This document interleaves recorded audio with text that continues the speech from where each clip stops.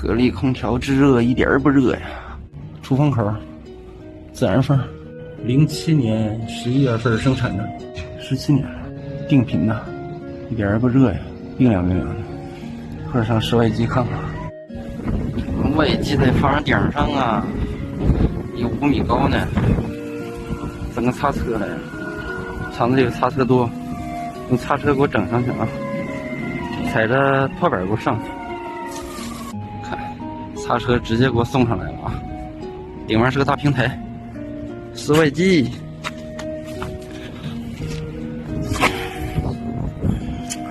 高低压管一点温度没有啊。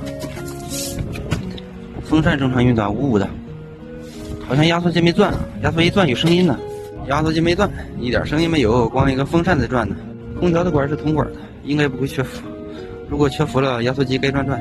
这个空调最大的问题啊，就有可能是压缩机的启动电容坏了，一会儿给它看一下。要不就是压缩机的接线单子锈烂了，通不上电导致的。先拆外壳，拿望远表测一下。现在上盖已经打开了，07年的空调，现在17年了啊。R22的冷媒，这个空调是单片的呀。07年已经用单片了，32的空调，如果35的应该是双片的，这个32的单片的，这个电容啊锈得很厉害呀。这么看的话，能看出来有点鼓包了，鼓了。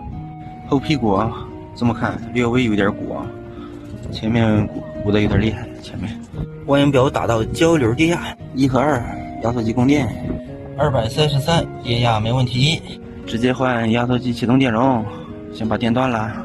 现在把望远表打到电阻档，量接线单子，阻值无穷大。为什么呢？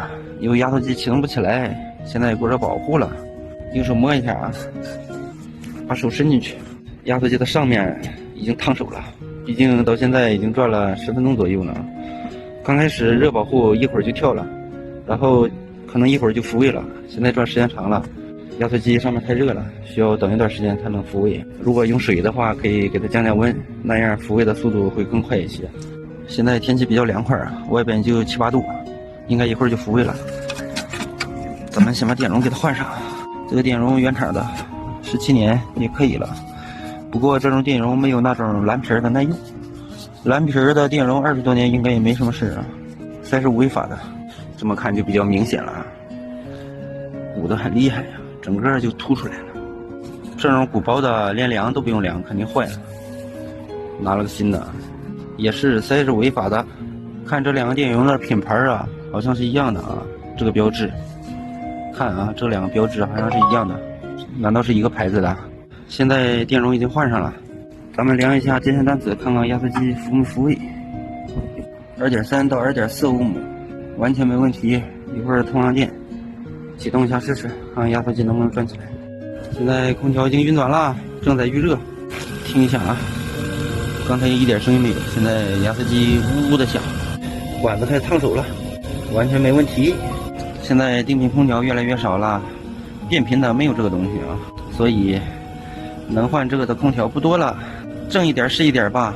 在以后压缩机不转就要换室外机板了，都是变频的，只要压缩机不转，一般换板就好。这个定频的没有板啊，分分钟修好。好了，本期的视频就给大家分享到这里，咱们下期再见。